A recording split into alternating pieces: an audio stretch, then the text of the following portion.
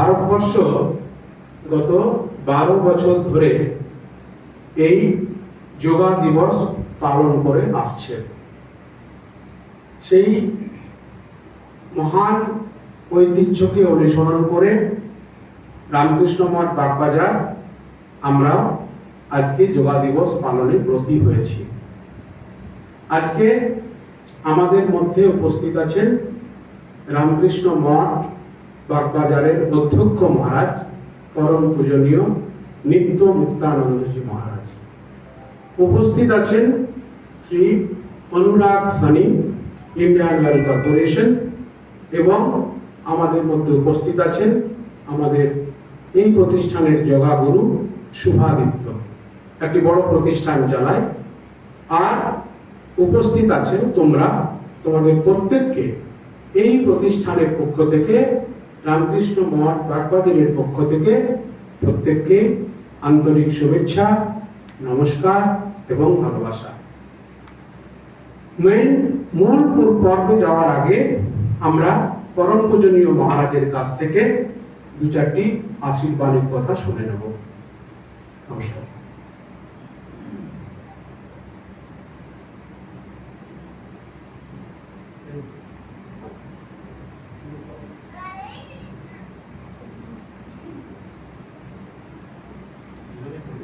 উপস্থিত সকলকে আমি আন্তরিক শ্রদ্ধাপূর্ণ নমস্কার, এবং যারা এখানে যোগ প্রদর্শন করার জন্য এসেছেন তাদের সকলকে আমি আন্তরিক স্বাগত জানাচ্ছি। এই যোগ আমাদের ভারতবর্ষের একটি প্রাচীনতম আধ্যাত্মিক সাধনার অঙ্গ হিসেবে রয়ে গেছে, যা আমাদের শাস্ত্রগ্রন্থের ভিতরে তার কথা বলা আছে। এবং এই যোগা প্রত্যেকটি কাজের সঙ্গে, আমাদের জীবনের প্রত্যেক কাজের সঙ্গে ওতপ্রোতভাবে জড়িয়ে আছে। যেখানেও অর্জুনকে উপদেশ দিচ্ছেন শ্রীকৃষ্ণ যে আমি যে কাজ করবো, এই যে যুদ্ধ করতে যাচ্ছি, কিভাবে করব, সেখানে শ্রীকৃষ্ণ বলছেন যোগ যোগ কর্মসু কৌশল। যোগই হচ্ছে কর্মের কৌশল, অর্থাৎ সেখানে হচ্ছে দুটি জিনিস, একটা হচ্ছে শারীরিক, আরেকটা হচ্ছে মানসিক। যদি শরীর প্রস্তুত না হয় তার দ্বারা কোনো কিছু করা সম্ভব নয়। আবার শুধু শরীর দিয়ে হবে না, শরীরের সঙ্গে যদি মন সেভাবে তৈরি না করা যায়, মনকে একাগ্র না করা যায়, লক্ষ্যবস্তুতে পৌঁছানো যাবে না। এবং এর দ্বারাই অর্জুন তার লক্ষ্যবস্তু স্থির করতে পেরেছিল এবং তার জীবনের উদ্দেশ্যকে সফল করতে পেরেছিল। কাজে যোগ শুধুমাত্র একটি শারীরিক ব্যায়াম নয়, একটি সুস্থ থাকার পদ্ধতি নয়, সেই সঙ্গে আমাদের মানসিক যে প্রগতি এবং মানসিক শক্তি বাড়াবার যে বিষয় উপায়, যেটি স্বামীজি বিশেষভাবে যোগ দিয়েছেন, তিনি জোর দিয়েছে, বলেছেন যে মনের ভিতরে যদি সেই শক্তি না থাকে তাহলে কর্মক্ষেত্রে কোনো কিছুতেই, যে কোনো জায়গাতে সফলতা অর্জন করা যায় না। সেই জন্য যোগ শুধুমাত্র শারীরিকই কারণের জন্য নয়, মানসিক উন্নতি এবং মনকে সুস্থ রাখা। আজকাল সমাজে আমরা বেশিরভাগ মানুষকে দেখি যে মানসিকভাবে নানাভাবে বিপর্যস্ত হচ্ছেন। এই সমস্ত পরিস্থিতির ভিতরে নিজেকে স্থির রেখে নিজের লক্ষ্যের দিকে এগিয়ে যেতে হলে এই যোগের মাধ্যমে মনকে স্থির করতে হবে।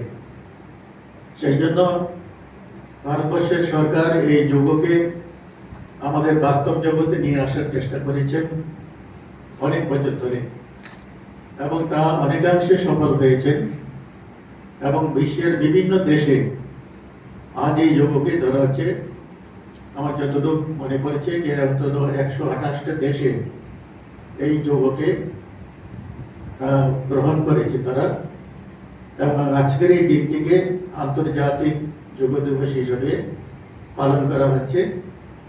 বিশেষ করে এবার স্মরণীয় হয়ে থাকছে কলকাতা শহর, যেখানে স্বয়ং আমাদের প্রধানমন্ত্রী শ্রী নরেন্দ্র মোদী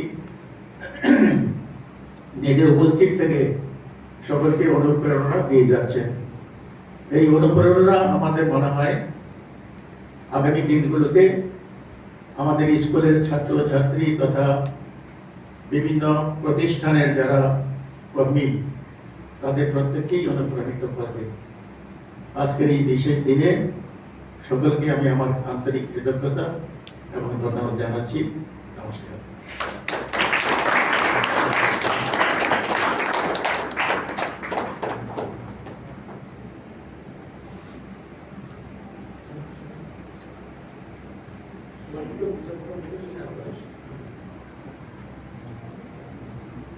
এখন তোমাদের সামনে দু চার কথা বলে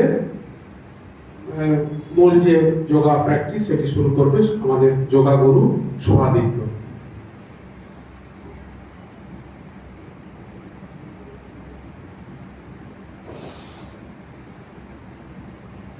মহারাজের পায়ে প্রণাম জানিয়ে আজকের এই আন্তর্জাতিক যোগ দিবসে অত্যন্ত সৌভাগ্য যে মায়ের কৃপায় আমাদের মায়ের বাড়ির এখানে আসা হয়েছে এবং তোমাদের সবার সাথে আমাদের দেখা হচ্ছে।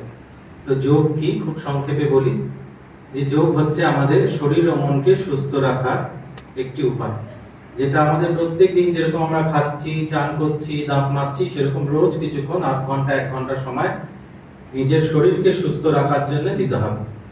এবং যোগের অভ্যেসের সাথে সাথে আমাদের কি করতে হবে, যে আমাদের আহার আদি মানে আমরা কি খাওয়া দাওয়া করছি সেটা যাতে ঠিকঠাক থাকে সেই দিকেও লক্ষ্য করতে হবে।